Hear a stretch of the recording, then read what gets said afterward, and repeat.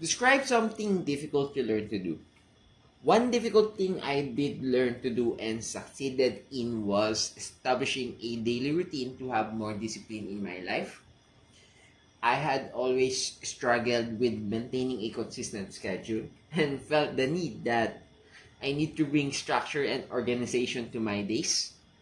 In order for me to accomplish this, I set out to create a routine that would encompass various aspects in my life, including work, personal goals, and even self care.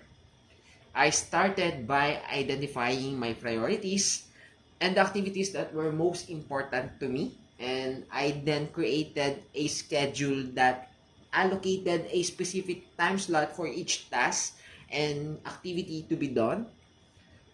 Maintaining the routine was challenging because it required a significant shift in my habits and even my mindset that I had to overcome procrastination, the distraction, and the temptation to deviate from the established schedule.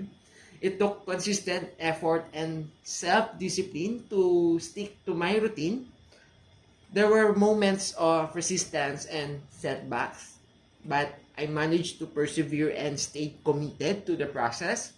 Over time, the routine became a habit, and the process of gaining the discipline become a natural part of my daily life.